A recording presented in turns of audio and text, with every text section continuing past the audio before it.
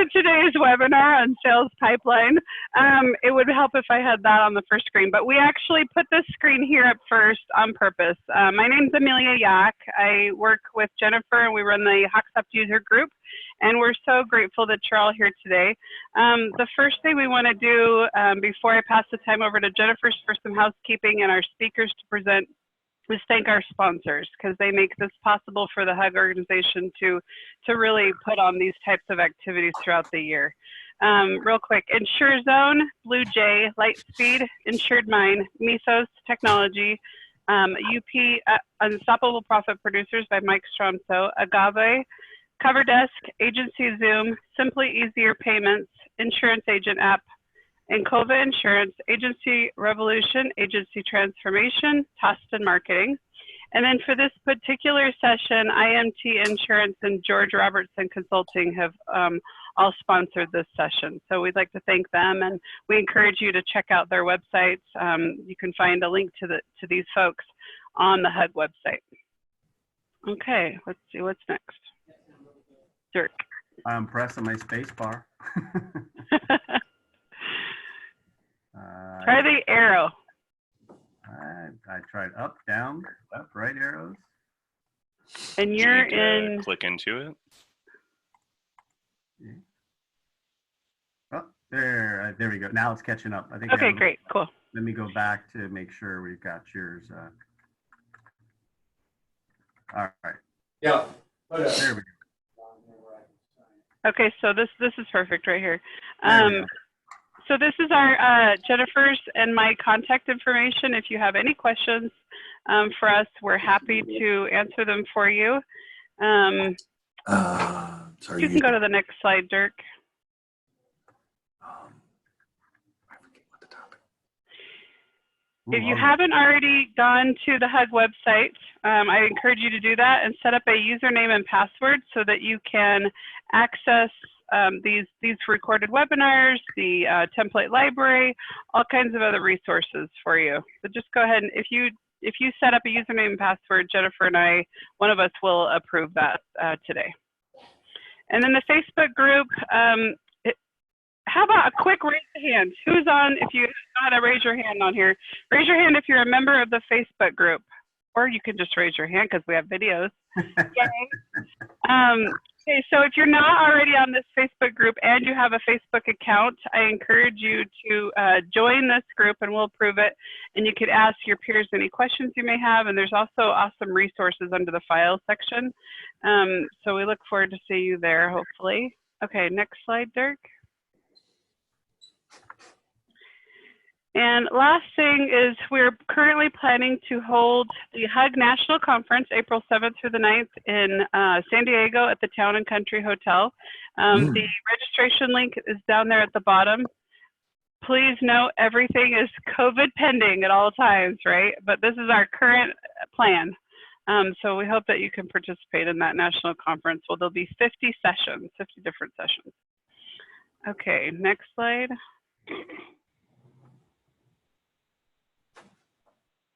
Okay, and from here, Jennifer is going to take it over with some information on housekeeping today. Thanks. Great, thank you, everyone. So today's presentation is going to be on the sales pipeline.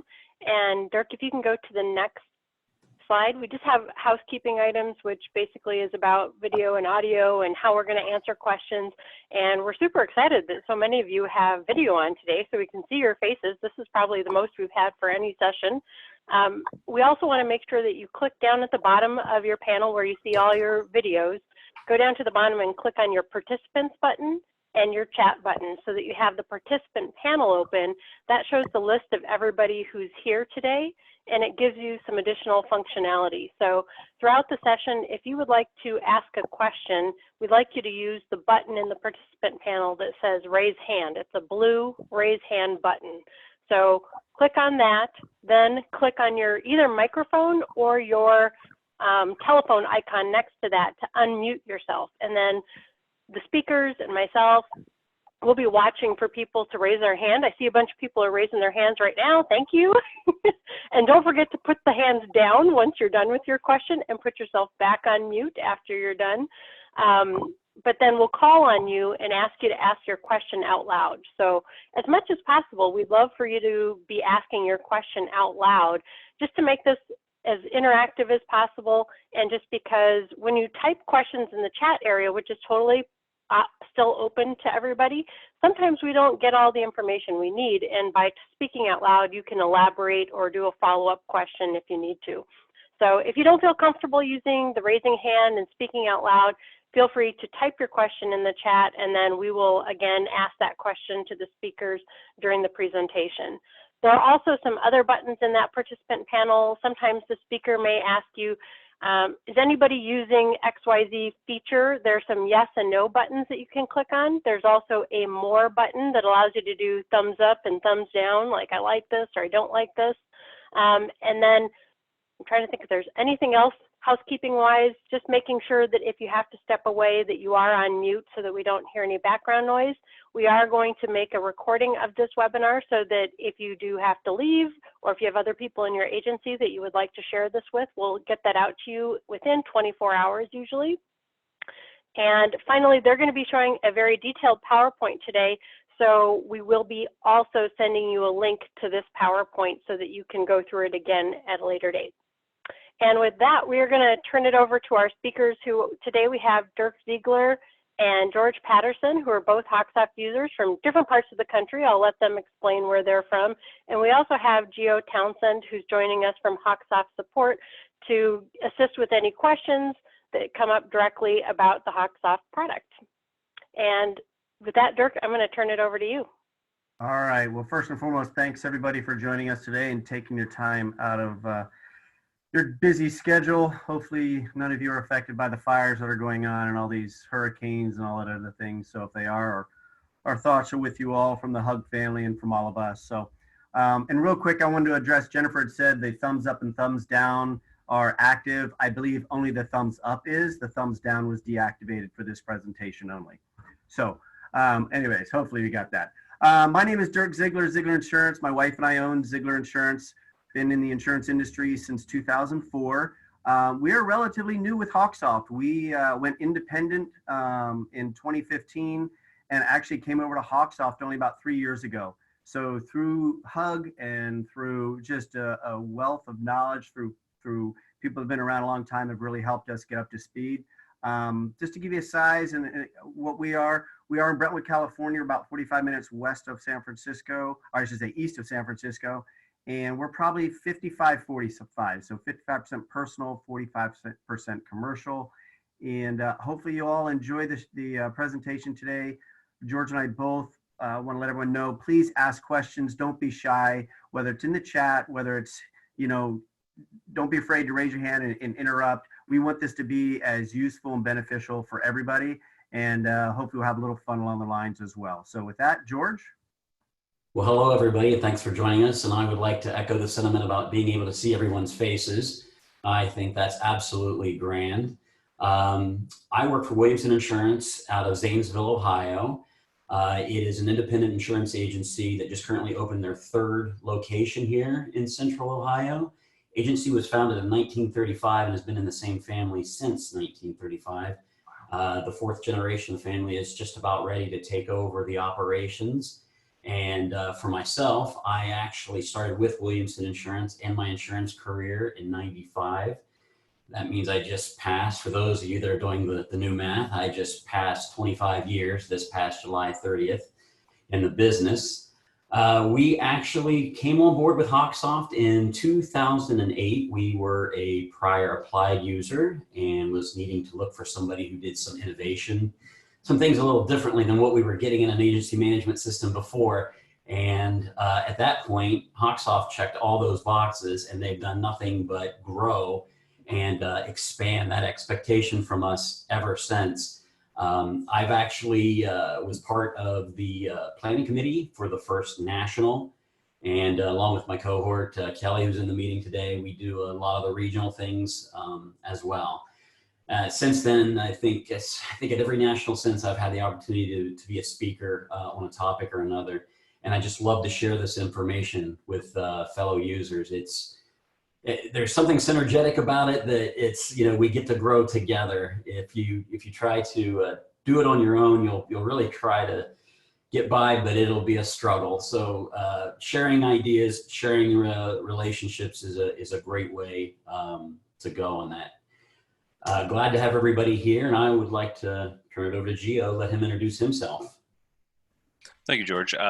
Name's Geo. I've been with HawkSoft for about 2.5 years now. I recognize some of your names. You've probably spoken to me before. I've been doing customer service and tech support for probably the last decade, and I'd like to just reiterate Dirk and George's sentiments. We're really happy to have you here. It's also really great to see some of your faces. So don't be shy about asking questions. All right, perfect. So we'll go ahead and get started here. And if it looks like I'm looking away, I've got the two screens going so I can see if there's questions and those things. So it's not like I'm being distracted there. So again, thanks everybody for joining us today. We want to talk a little bit about the sales pipeline. Some of you may be brand new to it. Some of you, I see some of you on this phone call that could probably teach the same class, no problem.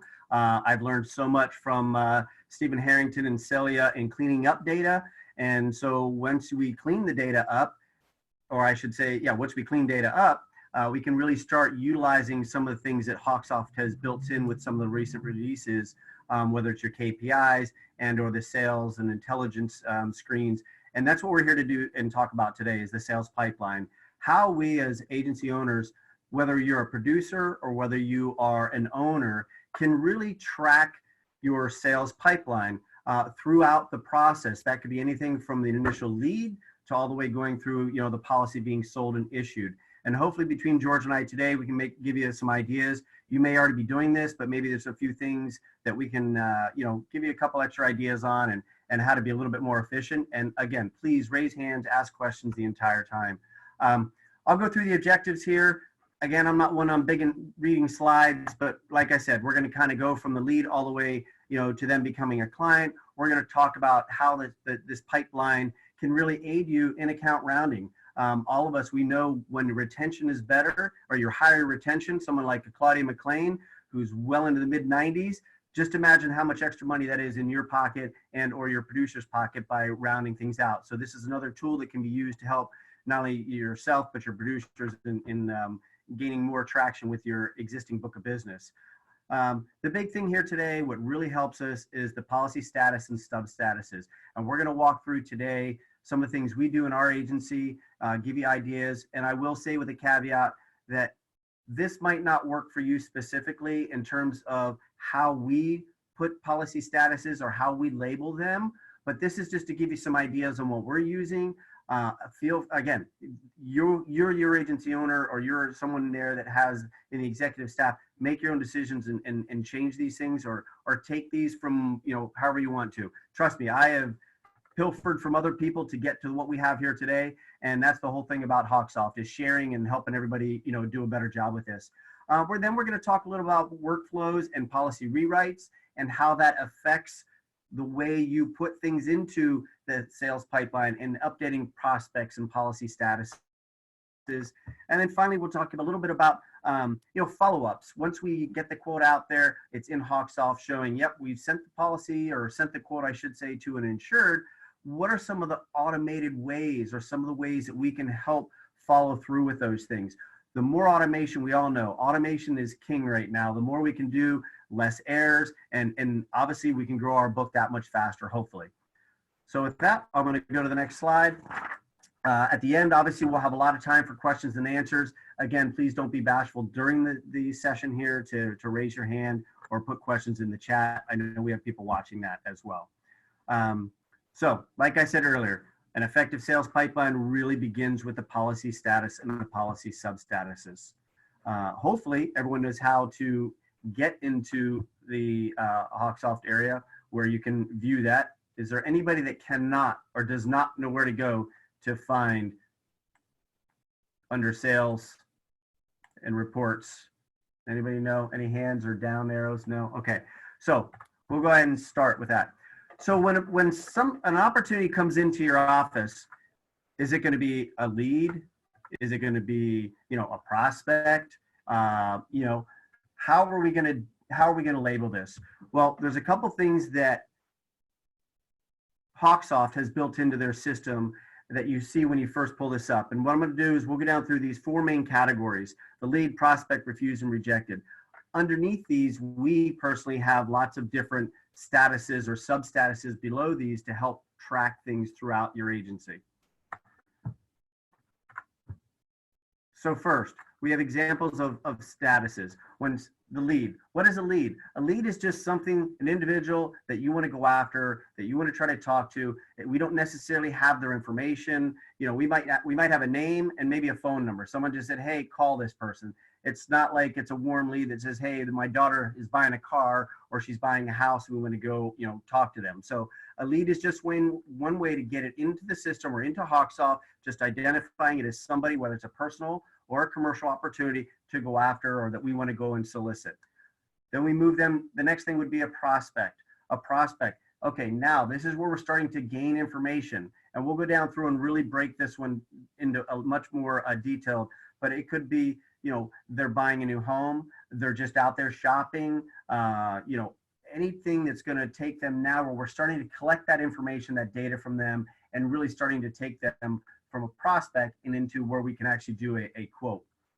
One of the other things that HawkSoft has built in is refused. And this is another key category that we're going to talk about to make sure that if somebody is refused, it could be for multiple different reasons, which we'll go into. It could be for an underwriting reason. So that may be something like a brush fire. We're all very familiar with those. It could be something like, you know, in your agency, or you don't want that type of business. In our office, we really try to write package business. We're not looking for that monoline auto. So when you do a refused, one of the things you could also set in there is now, it could be, well, I'll go into it, sorry. Rejected. This is another one where why do we not, why was this policy, I think I jumped ahead of myself, so I apologize. The refuse, the client does not purchase the policy. So we want to know why. They didn't buy the house, they didn't buy the car, something fell through. Then we go to a rejected, and that's going to be where your underwriter is going to come in and say, no, we don't want this piece of business, or our agency doesn't want this piece of business. So we're going to kind of go into some of the sub statuses, and I'm going to show some slides here of what it looks like in the system as well.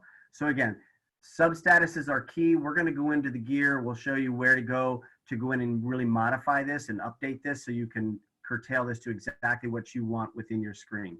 So I'm going to go through some examples here.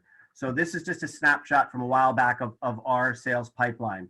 So you can see at the very top where you have the sales pipeline, and there's where we said we've got leads, whether they're qualified or unqualified, and then prospects. You can see these are the different categories that we have under prospects.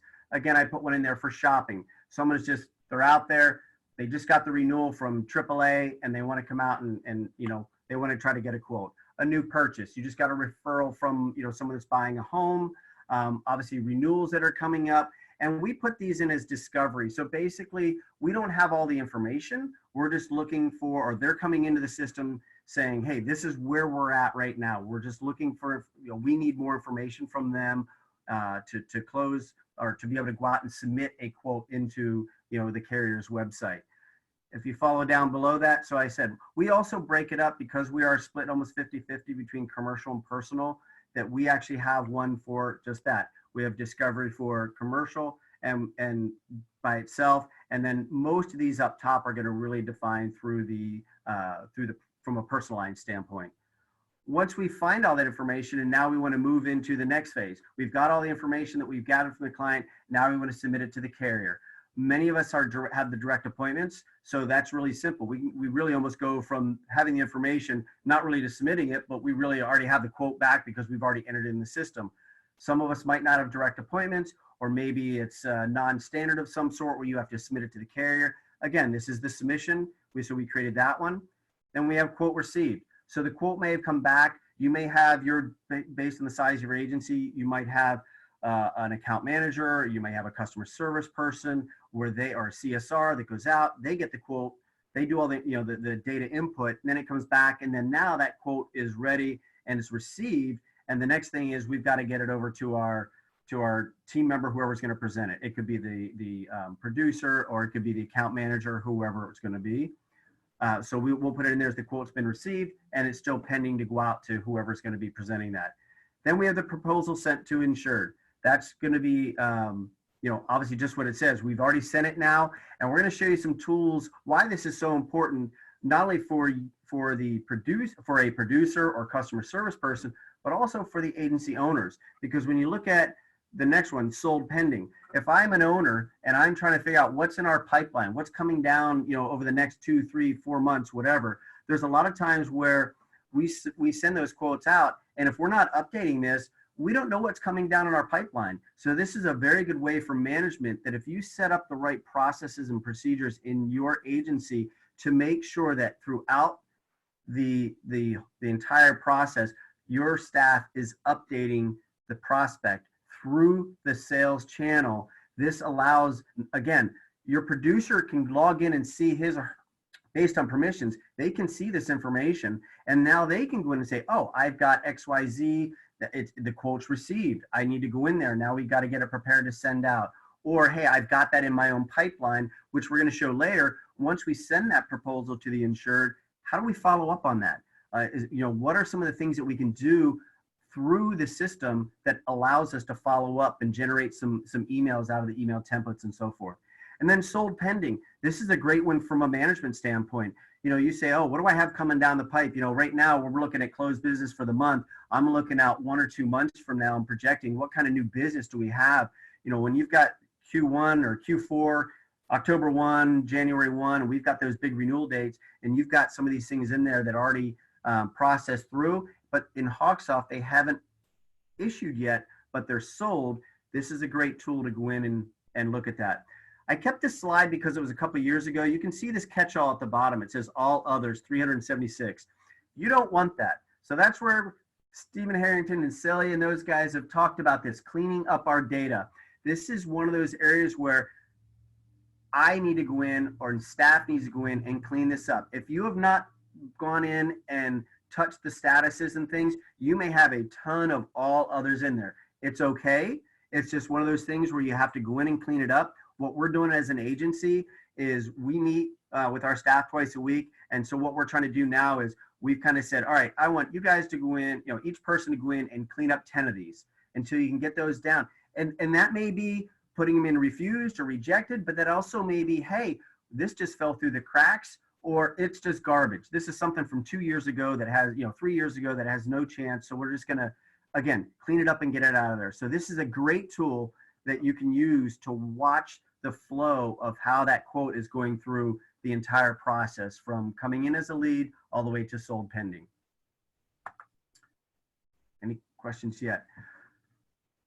So this just is going to kind of highlight again. I kind of went down through it without changing the screens. Dirk, Jennifer would like to know about accessing to individual pipelines. Jennifer, can you expand upon that? Yes, can everybody hear me? Mm-hmm. Mm-hmm. Yeah, so the way that we do it right now is I have to pull a report, I save the report and then give access on those specific reports to our sales agents. Is there any talk or any opportunity to where we could just grant permissions to individual sales pipelines instead of giving them access to everybody's pipeline? Gotcha. So a permission based on, for the reporting. I have not heard of anything, but I can definitely pass that along to our development team. Yeah, that would be amazing. And Geo, what I'll say about that is that when I was working with the dev team for agency intelligence, that is a topic that has come up. That is something that we thought would be more practical, that if they are logged in as a certain user and they pull up sales and retention, they're going to see literally their numbers. Jennifer, what I'll tell you is that in the meantime, what I've done is I've actually set up some memorized reports for some folks to do that. Is that how you're doing it? Yeah, I'm setting up the memorized reports, but it would be nice for them to be able to see it on their, on their pipeline. Because even some of the access reports, we have to save it to a specific drive and then email them that drive, or they can log into that drive and work it that way.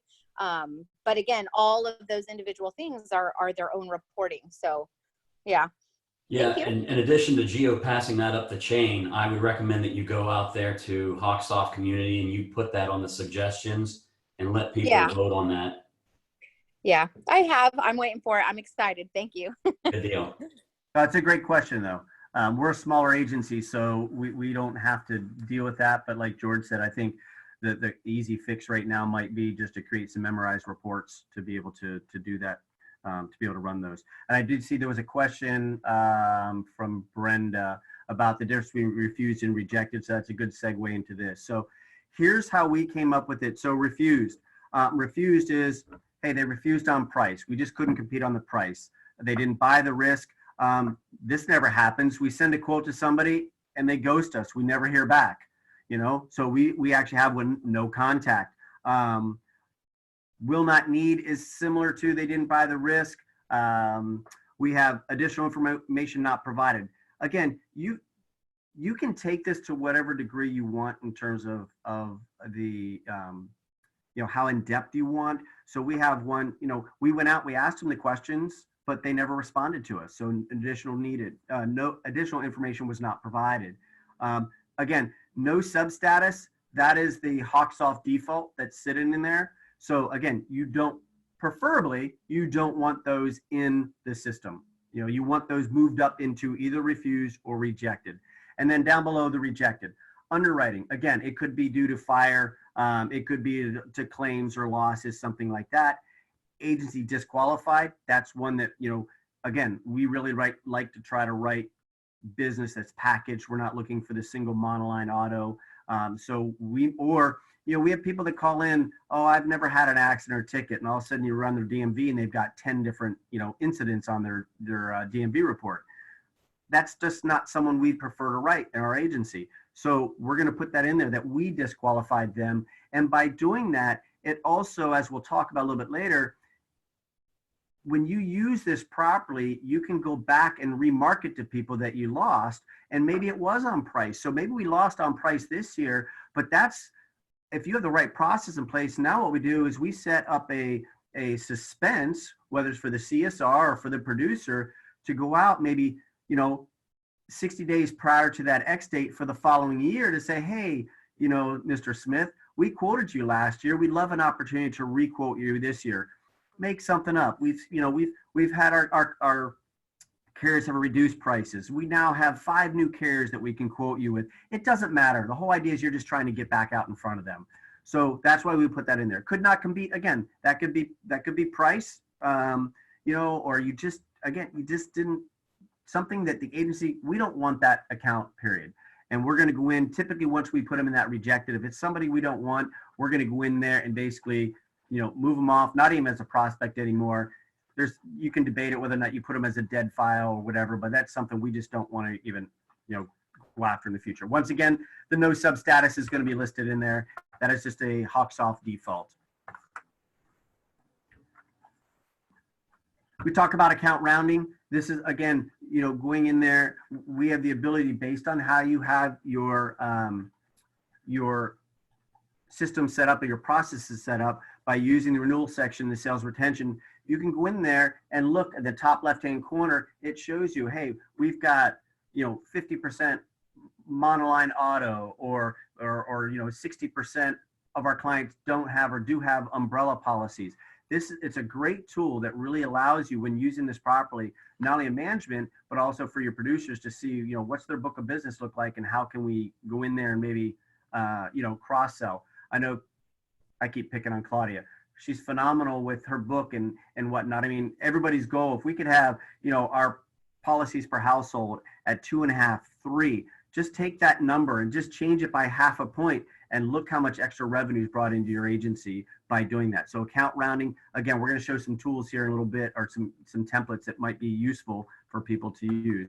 And I think I even have a picture of this. So this is the sales pipeline. So this is a snapshot from ours a while back. This just shows, you know, how many leads. And keep in mind, I think George mentioned, we came from AMS 360 before we came to HawkSoft. So when this piped over, a lot of this just is things that needed to be cleaned up. But it gives you the idea of what you have in your pipeline. And the one down here at the bottom, the renewals next 60 days, I use this all the time. This is great, whether it's from a management perspective or from just a producer, CSR perspective. I've got one of my, you know, one of our staff members, she goes in on the commercial renewal and she pulls up the report. You can double click on this. It'll open up another report, and then you can sort that by expiration date or renewal date. And so we'll go out 90 days. And this helps you with that renewal book of just a reminder. Yeah, we have a lot of accounts that maybe auto renewal when it's heavy personal, but on commercial specifically, we use this tool all the time to go in there and look out 60, 90 days. All right, who do we have to remarket to? You know, what's coming up? Or do we need to check for work comp and their X mods and cleaning those things up? So this is another great tool that if you're not using it, I highly recommend you go in and do that. And again, hey, Dirk. Yeah. We have a question from Brenda Joe Robin. They would like to know, can you show how the client policy flows into the sales pipeline when starting the renewal? So with the renewal itself, I will not go in there because I think when you pull up your policy status, I was trying to pull up my HawkSoft on the other side. So to my knowledge, it's not going to pull up into the prospect or into the sales pipeline per se. It's going to show up under the personalized renewals that you can click on. Now, unless you go in there, and Geo, you can correct me if I'm wrong, unless you would go in there, because right now it's probably going to, in the status as of today, it's going to either say renewal, or if it was just issued, you know, recently, it may say new or issued. When it goes to renewal, I do not think it gets reset and goes into the sales pipeline that I'm aware of. That is correct. It would not go in the sales pipeline because it's not a prospect status. So it does show up in the renewals for the next 60 days based on the expiration date and being in the renewal status or the new or issued status. All those policies are going to be coming up on expirations or expirations. But can I interrupt for a second? Yep. Yeah.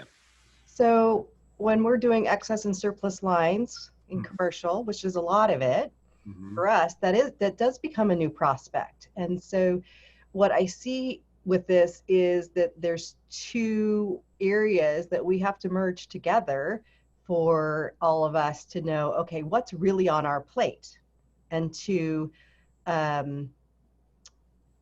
what I want to say, divide resources and priorities. It would be nice for the prospects to be merged together, whether it's a new lead prospect or a renewal prospect, because we still have to do the same thing.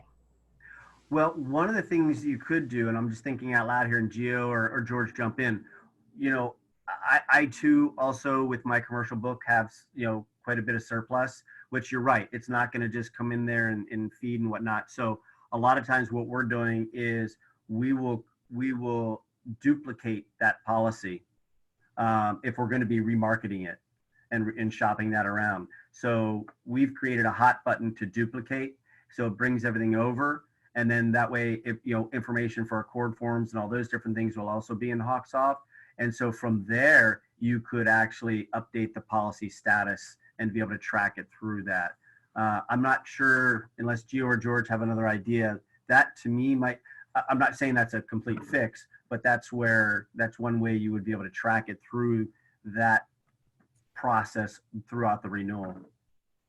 Yeah, that's the other yeah. thing go ahead, Geo. I'm sorry. I was just going to say that I agree with you, Dirk, that's what I would do as it comes up on the renewal, because the commercial may not be an automatic renewal. You may have to go back through underwriting with it, would be to duplicate, remarket it, so it does come back into that sales pipeline.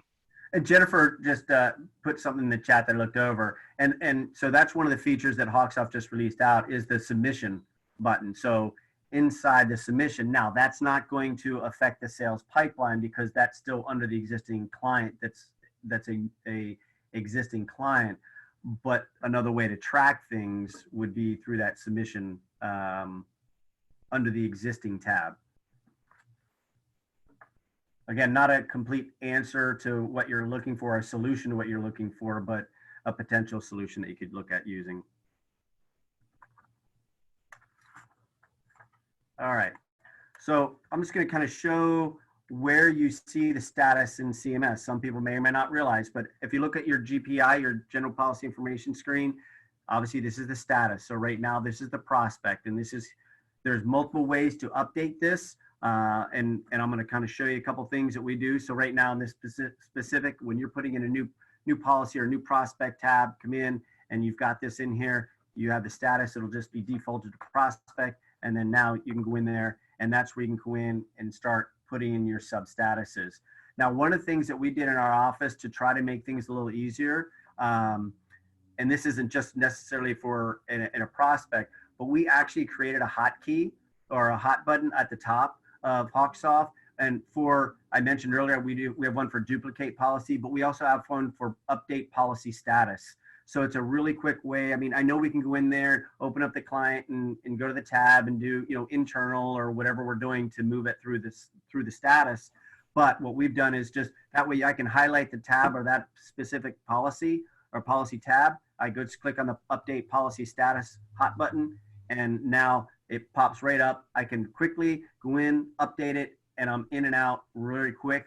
So again, we're just trying to give those tools necessary to make things more efficient and quicker, more quick, in terms of data entry for staff, whoever's doing that. So again, this is where your sub status is. You can go in there. Once we click on it, it's going to open up, and this is where you'll see all the different things. HawkSoft, and I'm going to show you where to adjust these, but HawkSoft has a lot of these already set up, and then we go in there and we've really made a lot of changes to update those to fit our agency needs a little bit more. So one of the things that we do in the office as it's going through the policy process, some people use suspenses, some don't. We're really, as an agency, trying to make sure we all are using these as much as possible.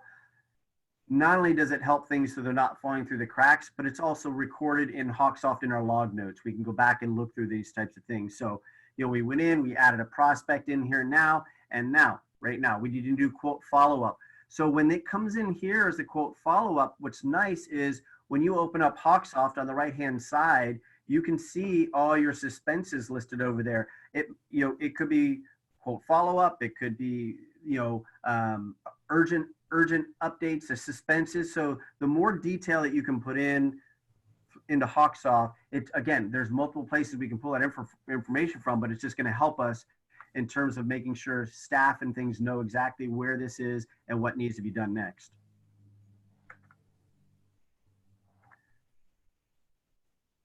So this is just an example of what you'd see on your screen when you pulled it up. In this case, we've got Mr. Smith and we've got the home prospect. And so status, we're still prospect. We're still obtaining information from that insured to make sure, or to get everything so we can actually do a quote.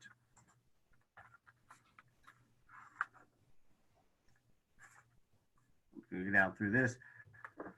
I think this is where, George, is this where we flipped over to you, or no? I'm going to keep going a little bit farther. Yeah, I'm good wherever. Well, the next thing we want to show is, when it comes to the prospects or any one of these, leads, prospect, refused, and rejected, how do we actually go in there and update these, or how do we change them to match what we want in our agency? And so that's what we want to go in and show people where to go to. So if you go up in HawkSoft in the gear and we go to customize lists,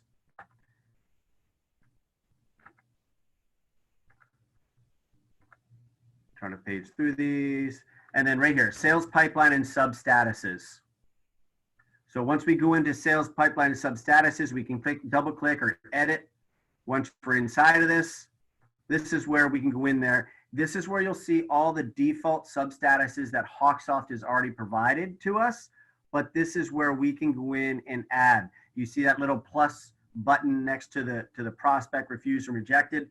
You can go in and make, add in what you want.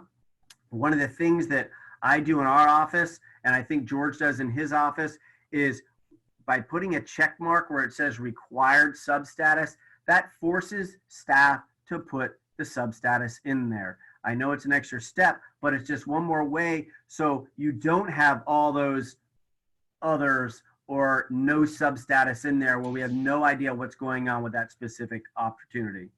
Hey, Dirk.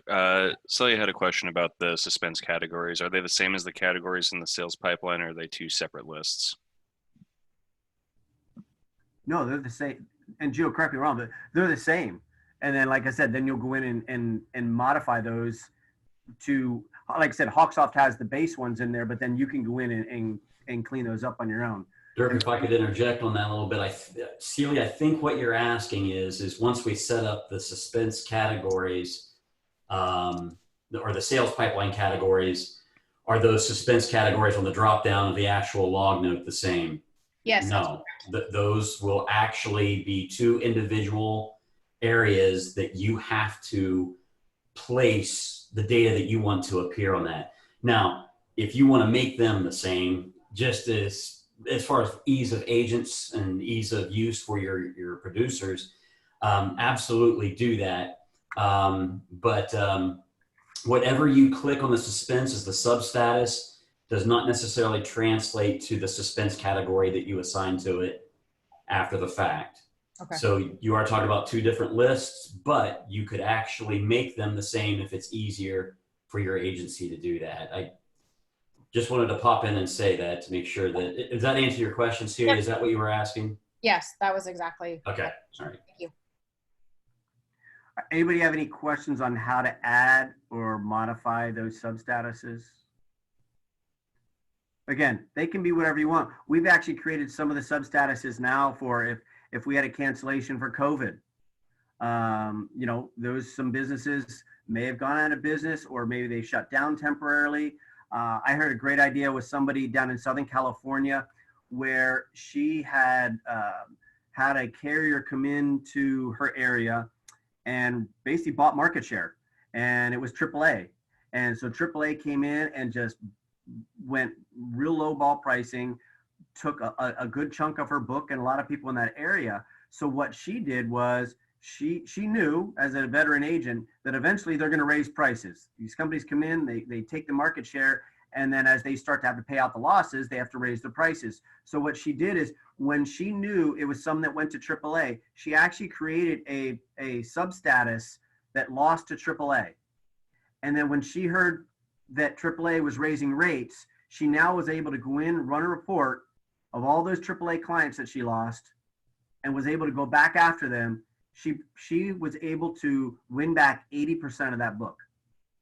So it's just another tool. You can get very creative with your substatuses to the extent that you want, to really go back in. Like you can see here, you know, win back. It may be someone that you had for years, and it was just one of those times where something happened with claims, or they had a bad experience. Might not have been your fault, but you lost them, and that's someone you want to make sure you remarket and you win back, you know, the following year. Again, setting up that substatus to something specific like that you can run a report on is a great way and a great tool, not only for you, but for your producers to go back after some of that business that we lost. So with that, I think we're going to go ahead, and I think George is going to talk a little bit about rewrites. Well, all great information, Dirk. Thanks for that. And I hope that if you guys still have any questions about any of that you'll let us know. I think we're going to have some time at the end of the session too, that if we wanted to do a little deeper dive, that we could do that. So as far as the recording of a policy rewrite, it's a question that comes up a lot. It's a topic that is discussed almost ad nauseum, if you will, among some of the users.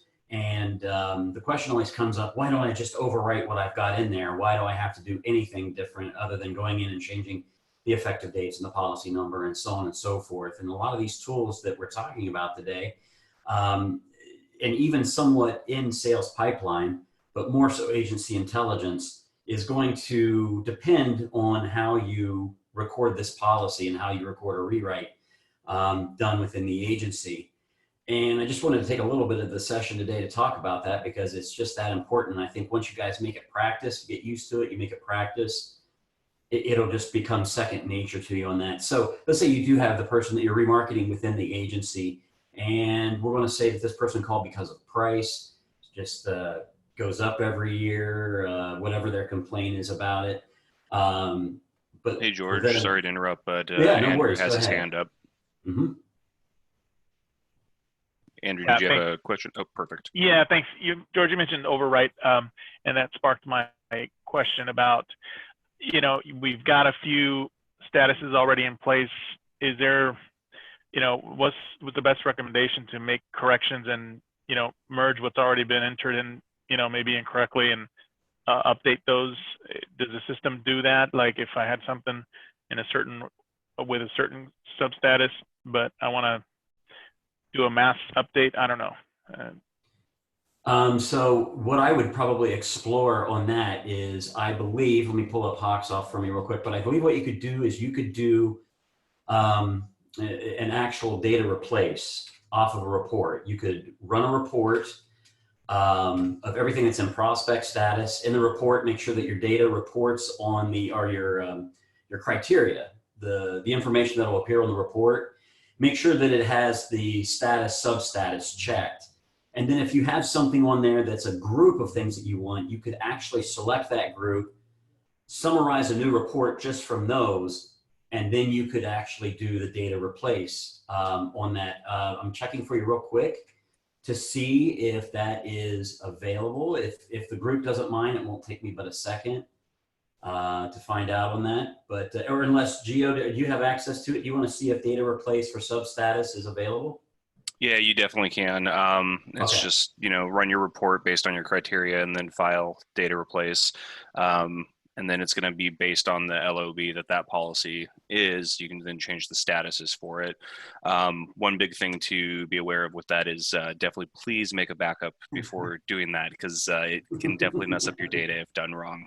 Always. And if you don't feel comfortable, I'll say this, you don't feel comfortable with that data replace, or you don't use it often enough, the guys over at support will be happy to help you. And oh, absolutely. We'd love to. So that's what I would do. So if you have a lot, Dirk pointed out all others, and let's say I don't want those as all others. I want a substatus one. You can run that report, find out everything that just has a status with nothing listed. And then you can actually data replace that to say that those are going to be going into the pipeline. You could give it some name, something a little bit more eloquent than I just gave it, but that's something that would put it back in the pipeline for you, and then allow you and the producers to work that list and say what's going on. There's a screenshot, I think, of one of ours coming up here, and when you see it, it's going to say, I got real creative with ours. It said pre-CMS substatus. So that's what we categorize all ours as, is just anything that was pre-CMS substatus, and that's going to allow us to work that at that point. So do you think that'll be helpful, Andrew? Is that good? Okay. Yes, thank you. Yeah.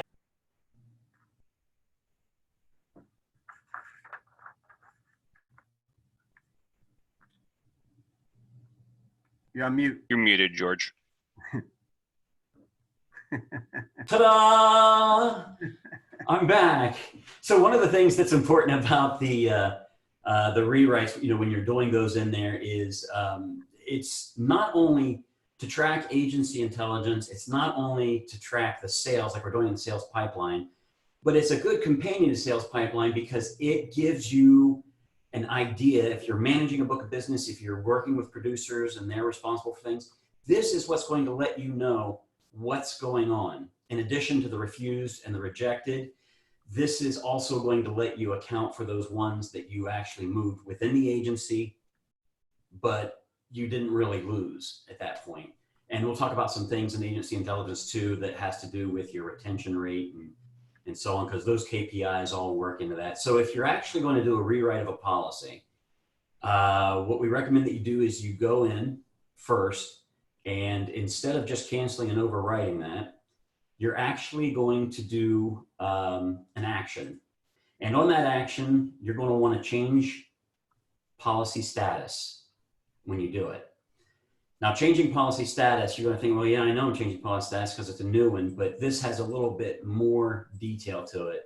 So when you change your policy status, you're going to have an option in your menu, in your action menu when it comes up, and one of them is going to be replaced. Okay, replace. Just look at that literally and say, I am replacing this piece of business with another that I'm going to retain within the agency. Once you click that replace, then it comes up with another set of substatuses that you can work on at that point.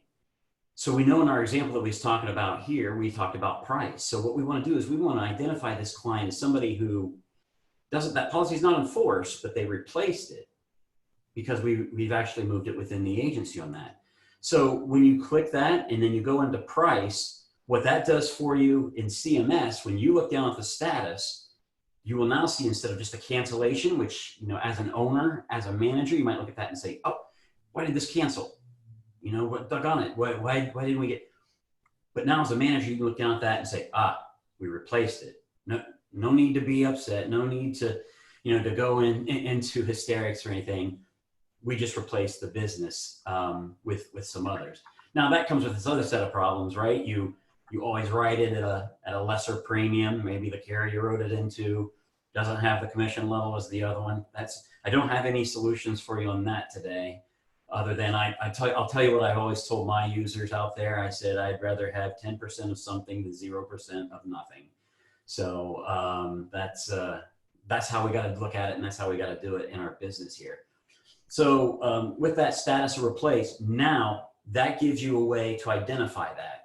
Now, while you're still in that same policy, after you've done that, you're on that policy tab. The next thing that you can do is you can actually, once again, go in, do an action. I would recommend just doing internal.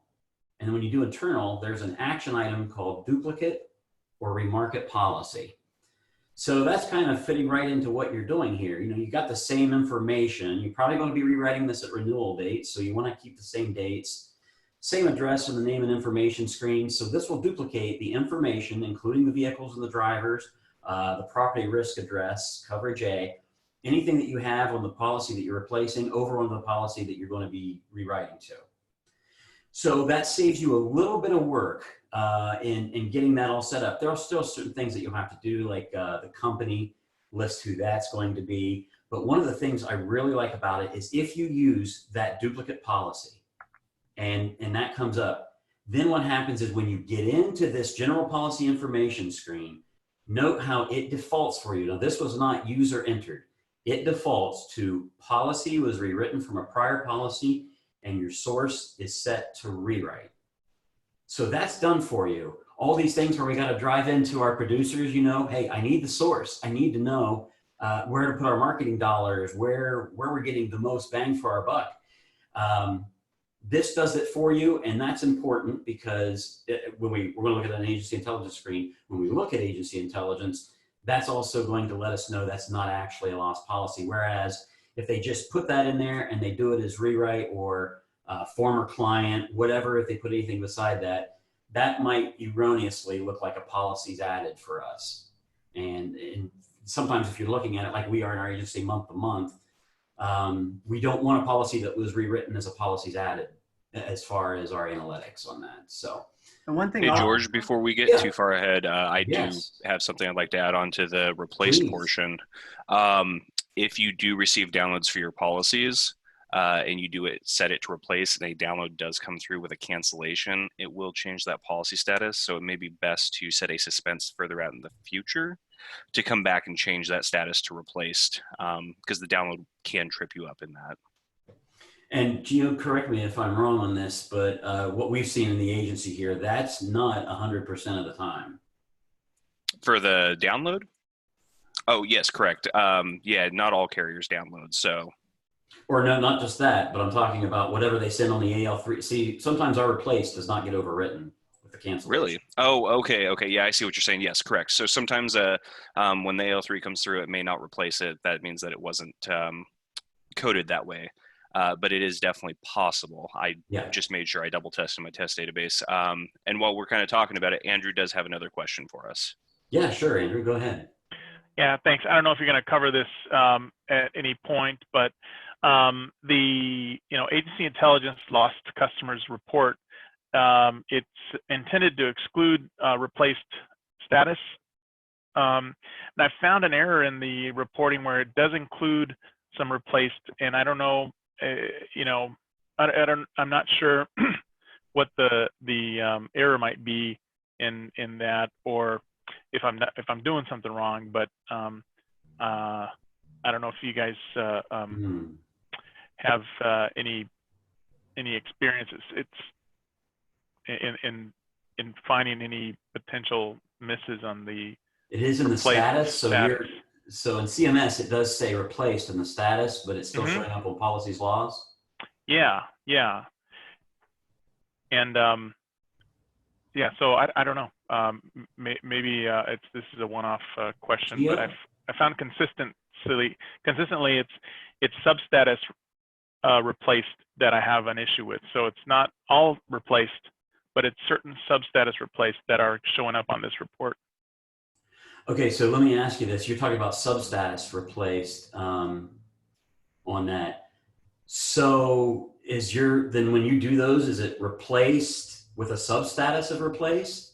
Yeah, I've added replaced substatuses to help me identify why they're replaced, because some that move out of state, I'm not going to resolicit, so I don't want to include them into, So in the defaults that come up in that, Andrew, like when you're actually doing one, it says internal change policy status, and you click replaced, right? Yeah. And then and you have replaced as the substatus as well? No, the substatus I have are 3 that I've chosen: transfer, out of state, or passed away. Okay. So I would say that this particular issue is probably handled best by support to determine what's going on there. I mean, it may be as simple as something as refreshing the indexes, but we should probably take a look at it. Yeah, Geo, I think that's exactly what it sounds like to me. Okay. Yeah, I tried support. At least the person I talked to didn't seem very had a grasp on the criteria for reports, and did his best. God bless him. But how often do you do freshen indexes, Andrew? At least once a week. Yeah. But okay, I'll check in with support. Yeah. Andrew, if you send me a message in the chat with your phone number and agency information, I can go ahead and set a suspense to call you back. Okay. I'm available after 3:30 today, or maybe we can touch bases tomorrow morning. Great. Thanks, Gio. Perfect. The other thing, George, before you start, one of the other reasons that this is important, if you put replaced price, and let's just say you've got a carrier that wants to come and talk to you and visit and say, why aren't you writing business?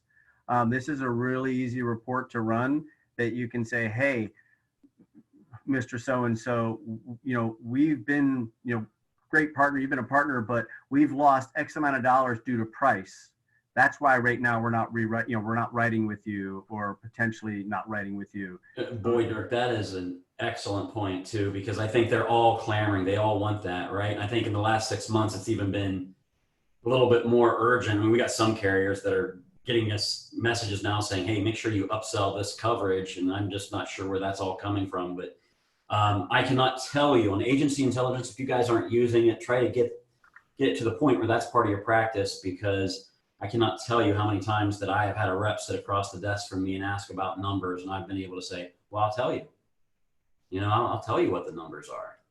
It's nice. It's very nice. That great point, Dirk. Thank you.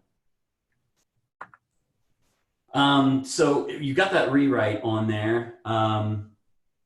And then what happens, now I want to switch over to agency intelligence. What we're looking at right now is not so much sales pipeline, but this is agency intelligence. Andrew, much to your point that you were talking about, when you go into the policies lost KPI of agency intelligence, you want to see on here that it says policies lost, expired, or canceled excludes replaced. That goes right back to what I was saying before. You might truly want to know, what did we lose in October? And if you just have that as a cancellation, or if you don't put as replaced on that, whatever the case may be, this is going to say you lost that. Now, some people might, and I've had people make the argument before, says, yes, but when I added it onto the other one, that's a policy added, so they cancel each other out. Not if you're trying to get a feel for one or the other.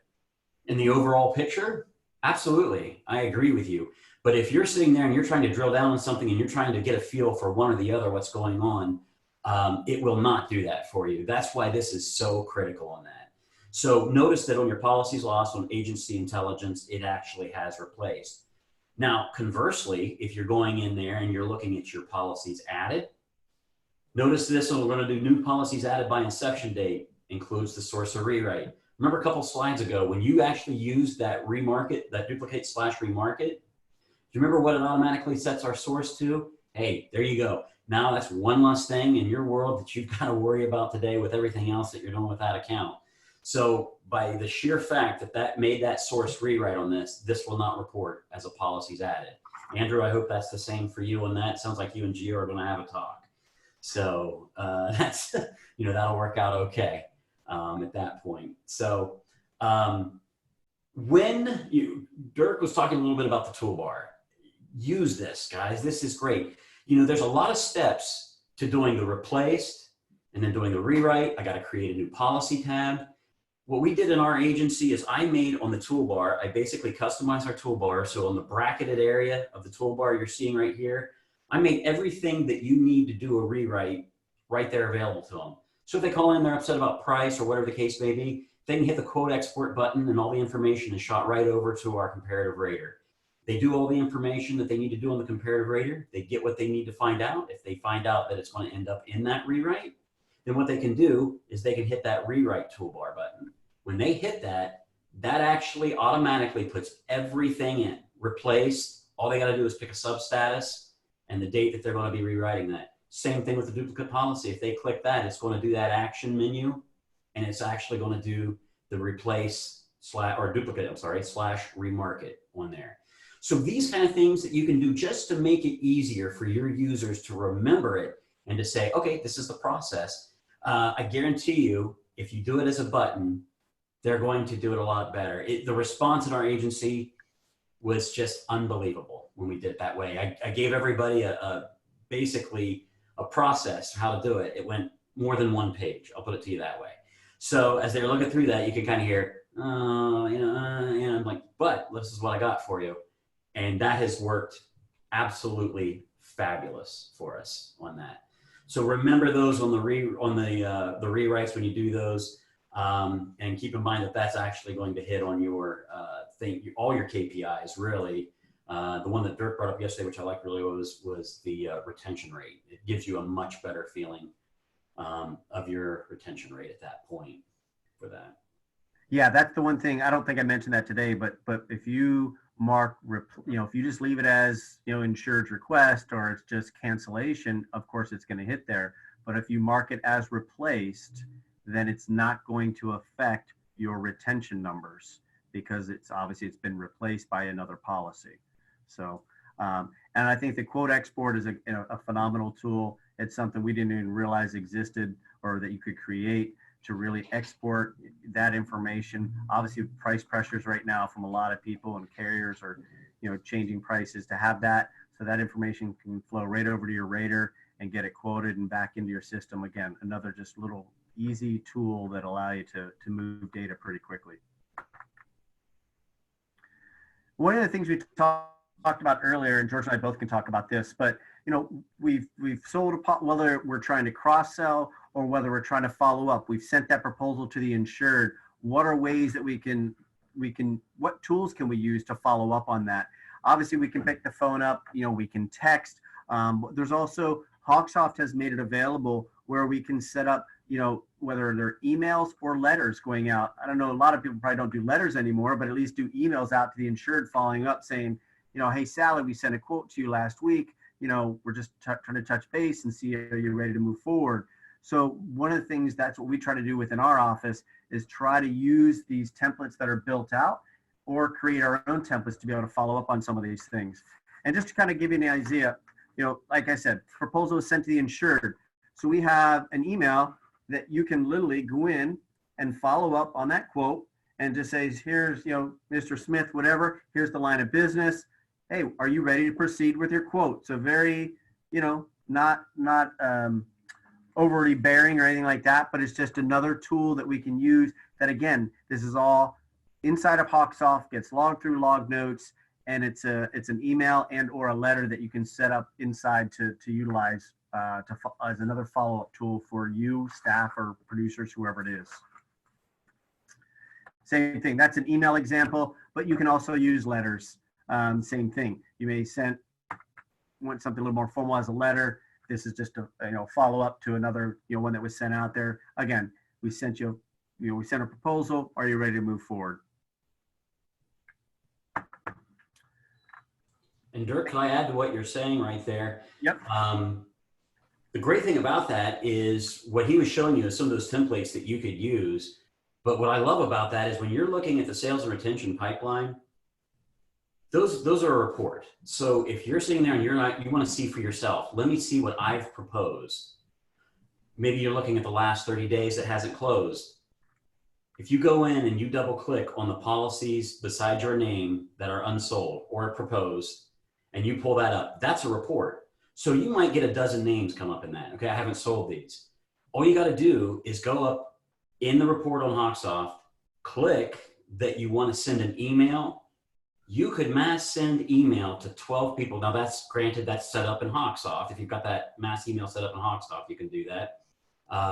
Don't do that by yourself. Definitely get the help of support to do that. There are some, there could be some ramifications if you're, sending out hundreds at once. But what that allows you to do is those 12 people, now you don't have to sit there and say, okay, let me write 12 emails to these people. No. Use that template that Dirk showed you. Have that as the follow-up. Don't want to know if you're still interested. Mass send to all 12 of those people. If you get one or two back that actually respond, and you get one of those that have a policy with that, that was worth your effort for the day. That was worth the whole thing. That's the thing that sales and retention can do for you. That's the kind of things that we wanted to do. Just wanted to interject that, Dirk. Thank you. No, absolutely. Letters, emails, and now we even have text. Some people prefer that way. So there's all those different ways to connect with the people that you can utilize the tools that HawkSoft now has built in there. I'll just kind of go down through here. So that's pretty much our presentation. It's definitely HawkSoft continues to add to the sales and intelligence and how to track things and make sure things aren't falling through the cracks. But again, if each agency owner has to come through and create their own process, how they want to do it, or create their own statuses and sub statuses. Some people just want to use the ones that are in there. Other people, want something more specific. Hopefully gave you a few ideas on some things maybe you may or may not use today in terms of sub statuses that might help you in the future.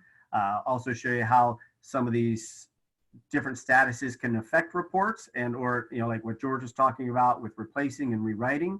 But there's no limit to this. It's just a matter of going in there, making sure all the staff is on board with being consistent and updating things. And again, use those tools, whether it's the templates, whether it's the hot buttons or the toolbar, all those things are there. If there's something that we kind of touched on today that you didn't, understand, or I should say, don't know how to get to, please email. We're gonna have our information up here. Email myself, email, George. We're more than happy, or obviously call tech support, but more than happy to kind of, I'll share my screen and show you all the different toolbar, tools that we put up there. We just went through and probably added almost 10 different new buttons in our toolbar, whether it's for COIs or ID cards or rewrites or duplicating or updating policy status.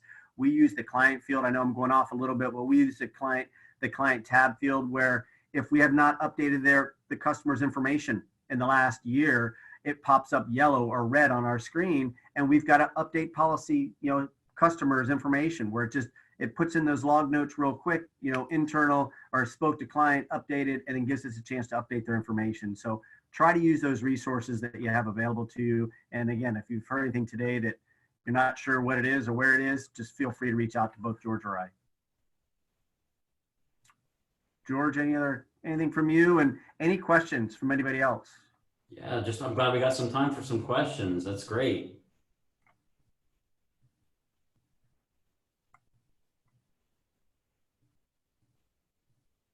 Dirk, we answered them all. Yes. I do have one quick question. Well, actually more of a statement. So Dirk, you were saying about on the hotkeys, the quote, export, rewrite, and duplicate policy, I think is what I remember seeing. I know how to create the hotkeys, but I was more curious on the thread that you're using in regards to those hotkeys, particularly on the rewrite and the duplicate. As far as how to get them lined up that way, is that what I'm sitting here in Celia? Yeah, so it's just more, and it doesn't have to be right now, but it was more of, because there's the thread going in to make the hotkey based on the statuses. Yeah. And what that really is, and like I said, grab my information there, and if you want to have a chat, we can do that, certainly. All that is as you're going in there and you're creating toolbar items, you'll notice that in that list, and it's actually by order, that you will be able to put in separators in that list, and you can adjust those toolbars, except for the defined ones with HawkSoft. And Geo, tell me if I'm wrong on that, but HawkSoft, I think, has already, they own that first part of the space. Right. But go ahead. Well, it's more of like the thread to get to, so your hotkey, so it is actually going straight to duplicate policy or straight to rewrite. Yeah, George, yes. I think she's, looking at like Do you mean what the tasks. breadcrumbs? Yeah, what Like the tasks phone you're from selecting. insured? Yeah, so basically Yeah. the task to get it Yep. to where you're at that spot. I was just curious on that. So the duplicate, the one with the duplicate is always, we just have that set to internal duplicate / remarket policy, because that's really something that we're doing in here. Okay. For the rewrite, the one that I had for rewrite, which is actually a replaced, we did it because of the bulk of this stuff is always with a phone call.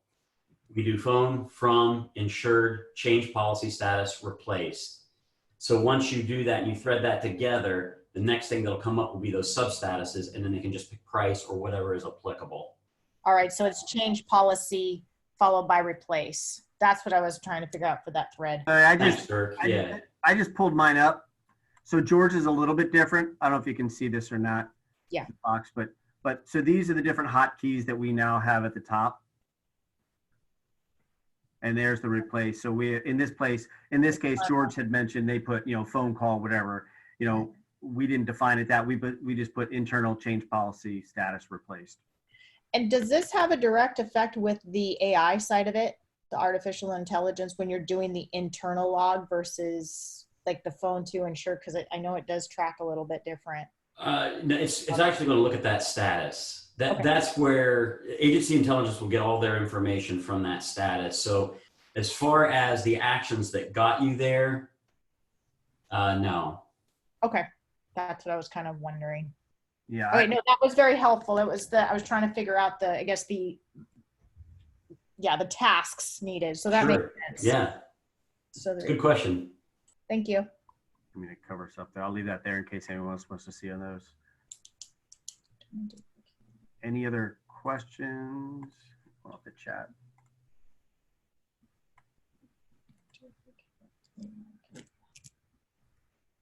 And this is Jennifer. I'm going to just jump in quick and just remind everybody that we are going to be doing, or that we are recording this, and that we will make this available to you probably by the end of today, usually, or by early tomorrow. So you'll get a copy of that. And we will also provide a copy of the PowerPoint presentation that they shared today.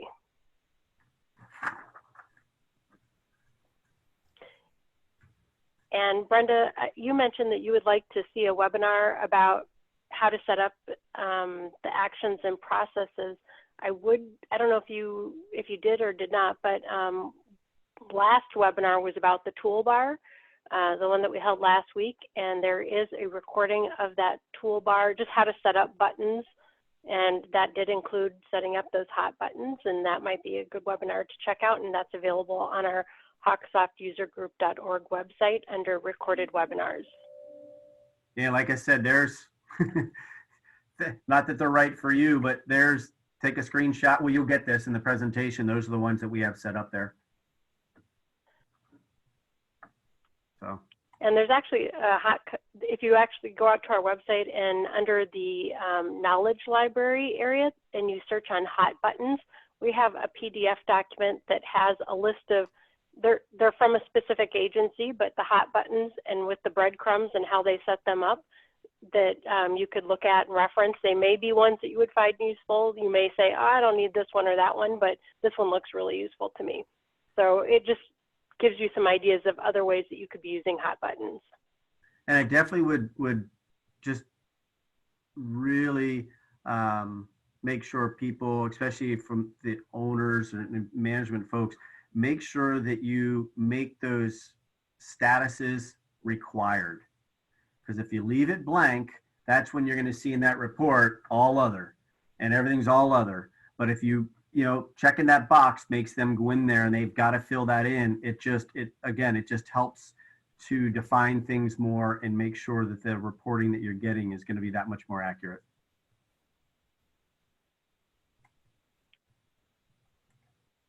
And it looks like Claudia is raising her hand. Claudia, do you have a question?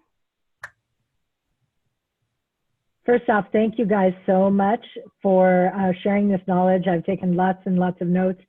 I guess I have a question for you. We create our accord, like if a customer calls, or if we're sending out an accord form to cancel a policy, it's a rewrite or a replaced, that automatically causes the status to go as canceled.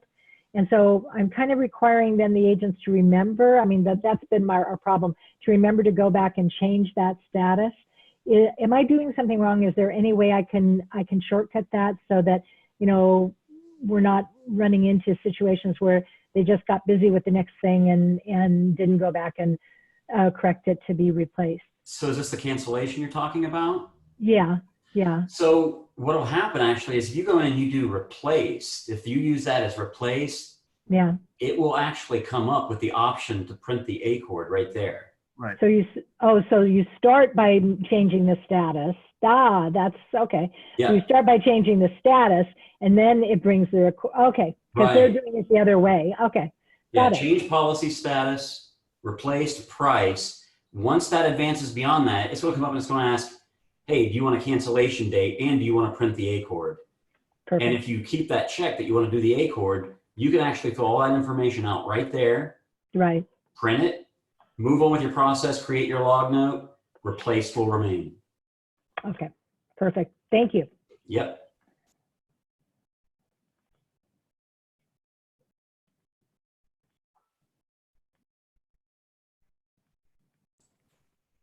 Questions? And I'm looking for, I'm kind of keeping my eye open to see if we have any other raised hands. And let me check. I'm going to actually look at we have several people on video camera. Anyone raising their hand on the video, except Geo. I can see everybody's raising their hands. Okay, everybody Hey, raise we've got their some hands. time now. We could see Dirk's dog. Where is he? Buddy. You've been summoned. This is always the highlight to my meetings with Dirk, by Right? the way, everybody. This is my highlight. Hey, buddy. Hey. He's awesome. He's getting big. I think Andrew does have a question. He raised his hand. Sure. Yeah, I don't know if I might have missed this, but any chance, do you know that those replaced statuses would show up in the agency intelligence options for reports? Because I know we have, we got the lost customers and lost policies, but just as a, as a complement to that. Not in agency intelligence, but in sales pipeline. Oh, sales pipeline. Okay. Yeah, so if you go down to sales pipeline and you go down to your replaced, reverse that. You're asking about replaced, aren't you? Yeah. Yeah. So these policies that have been replaced, so that we can, talk to our carriers and say, yeah, hey, this is, these are the policies that, we, maybe our retention with this one particular carrier is not good because they've raised their rates, but they're still our clients. So just to kind of help us have that conversation. I'm getting a little bit of a memorized report vibe to do that. Geo, what you think? I'm thinking that's something that's going to need to be done through advanced reports like Andrea just mentioned, and then memorize it because the agency intelligence doesn't specifically look for that replaced plus sub status. Yeah. Is I know. that I just something like you can add in a report, in the agency intelligence report? I like the way it looks in agency intelligence. You guys have made it so easy. It is not, because the agency intelligence reports are they're pre-built and hard-coded. Sure. Kelly, I heard, my understanding too was doing that in there would actually cause an issue with the retention number that they're putting on there. Okay. Yeah. Okay. And any plans on including, filtering by source or by for those, agency intelligence reports? Source? Yeah. I thought, Geo, is that in there? I thought that was available. You can do that through advanced reports though, right? You can group them by the source or the LOD. Or you should just try going into agency intelligence and adding those categories or summarizing by those categories should be, Yeah. and then you can drill down further. Andrew, if you're in agency intelligence now, if you go down to your policies added, just change your group by to source. So the policies added and the group by source. Okay, I see. Okay, yeah, I missed that portion of it then. Thank you. Is that going to help you with what you need? Is that getting close? It'll add something that I wasn't able to use. So thank you. Perfect. And if you, sometimes Andrew, if you want to do that by like company, go into company and then do another category, a summary there on substatus detail or substatus, depending on how far you want to take it. Yeah, I mean, the customers added is nice to include customers added by source, but the policies added by source can be just fine, I guess, and I can back into that. So there was something I did want to add on there. I know we've lost a couple of the participants, but there is something I wanted to add when Dirk was speaking specifically. Not Dirk, sorry, rewind. Geo was speaking specifically about those AL3s that come in from carriers that actually overwrite your replaced on that. Here's the way I think we need to do that. Call the carrier and say it's causing a problem in the agency management system. See if there's something they can do in their agency interface department that says, when I send a HawkSoft, I'm not going to tell it to update the status. I think if they understood the reason why, and some carriers would, I don't know if all of them would or not, but some carriers will understand that. So if you are having that, the best thing we can do as agents is gang up on them and say, hey, when you are sending this down, you're overwriting data that's important to us for reporting, and then see what they're able to do with it. You'll have some carriers that, especially the regional ones, that would probably be open to that and work with you on that. And the others, maybe not so much, but it's definitely worth a conversation.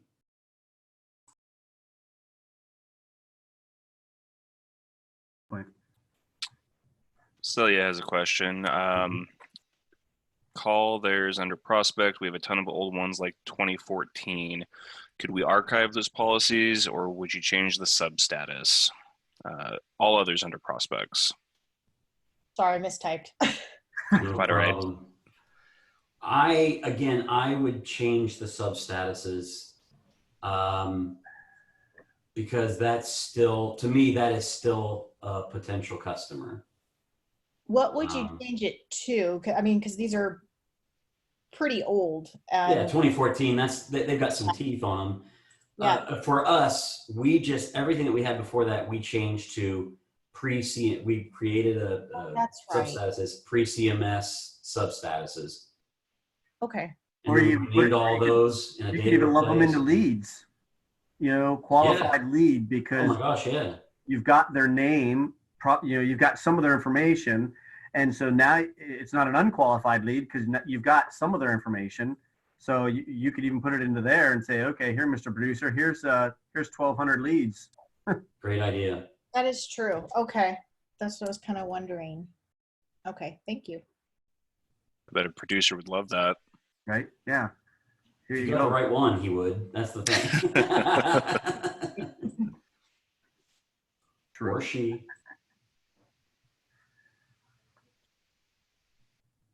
Anything else?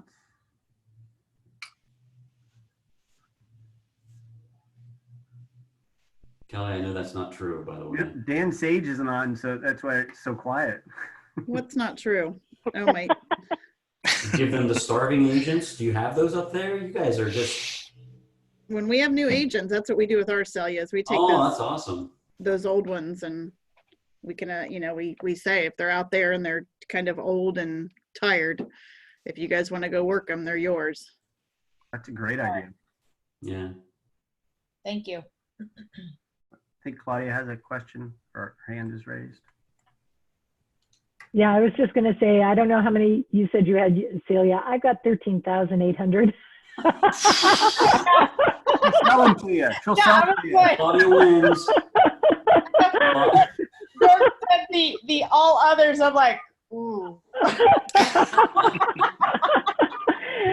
But I got to thinking because these prospects go back, quite a ways. And I was wondering maybe if you could run a report, somebody tell me if this is crazy or not, run a report by year. And then even if you wanted to, for any of the years that are, say, the last 3 to 5 years, run a report by month and move them, and then categorize them that way, so that then you're going by X date, you're kind of doing great idea. Kind of situation. So that is great. Yeah, I clicked run the report and then drill down on it, sort it by year, right? Yeah. And then you could go and highlight all those, right click, export to a new report, and then refine that even farther down. So it'd be a couple steps, but yeah, that's a great idea. It is. That's terrific. Because I went into prospect and selected the category all others in the sales pipeline. It opened it up and then I summarized it by status date. Yeah. And selected number of items, and so it gave me from the most based on the year and month, like you were saying. There you go. Nice. So that's what I was kind of curious, and I could do a batch data replace to change the statuses to leads. So yeah, see, that's what I said about in the beginning of the seminar. I love this. I'm totally taking that. I was just trying to figure out what to do with 13,800 leads. Start an auction. Start an auction form, Claudia. Who's licensed in Washington? I'll give you a good deal. Put them on eBay.